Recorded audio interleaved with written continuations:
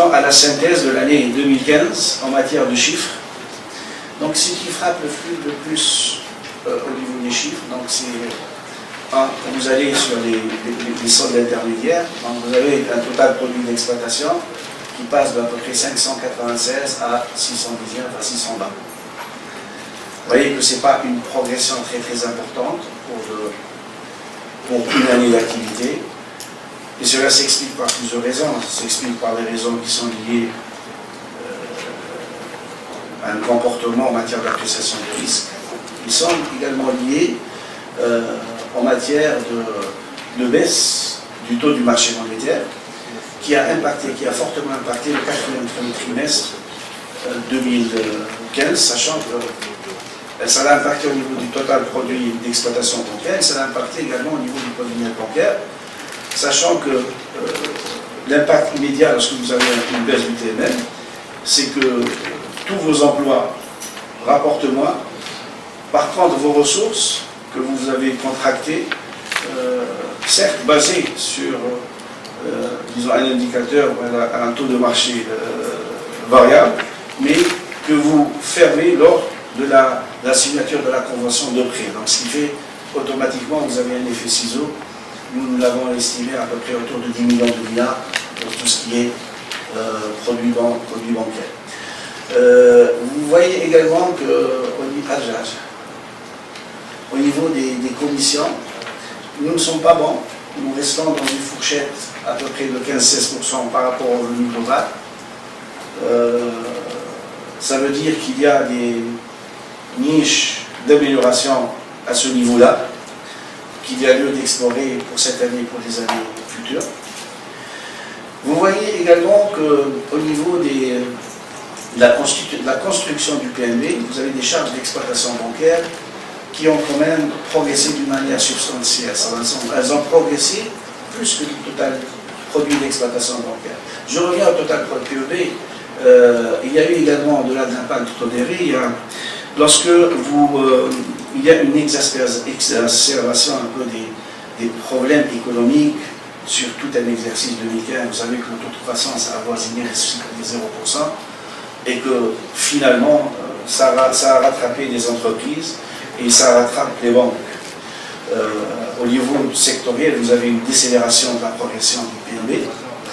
Et là, au niveau des produits d'exploitation bancaire, si vous voulez appliquer une politique prudentielle en matière de risque assez conséquente, vous êtes obligé de réserver, donc de réduire un tout petit peu le produit, donc vos recettes que vous comptabilisez au niveau des intérêts. Donc il y a un impact également important suite à cette stratégie qui a été suivie et qui est induite un peu par le comportement de l'économie, au résultat net de l'exercice.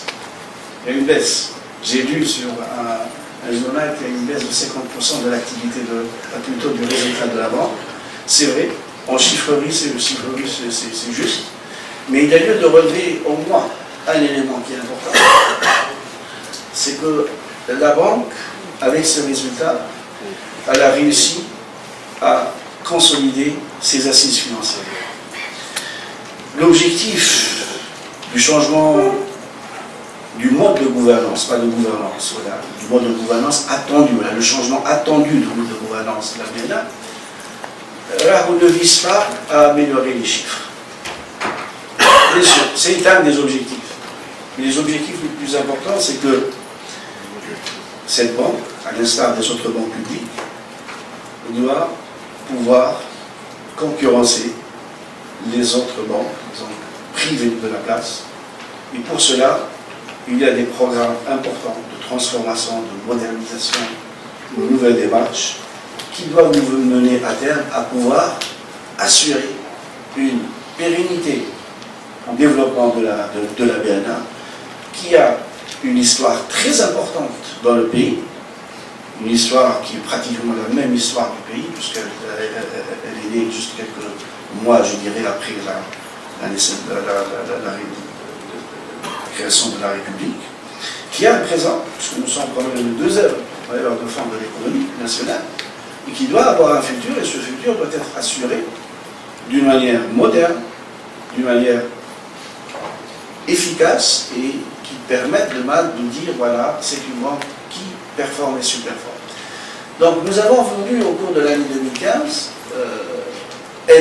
tenir compte de l'évolution économique du pays, des contraintes qui ont touché toutes les entreprises, y compris les entreprises publiques, et de dire, voilà, nous devons faire l'effort que doit faire une banque, qu'elle soit privée ou publique. Sur ce point, alors, ce n'est pas une réflexion qui est liée à l'exercice. Vous allez le voir dans le business plan par la suite. C'est une réflexion qui est liée sur les 4 ou 5 ans du business plan de la banque. Et quand vous analysez un peu la dotation provisoire qui a été constituée autour de 200 millions de dinars, vous avez en structure à peu près 60 ou 61 millions de dinars qui sont liés directement à l'application mécanique de la circulaire 2013 de la Banque centrale en matière de décote des garanties. Donc elle s'était prévue, il fallait le mettre, et je dirais c'était un des points focaux de la copie rendue par le régulateur au mois d'octobre 2015 du business plan.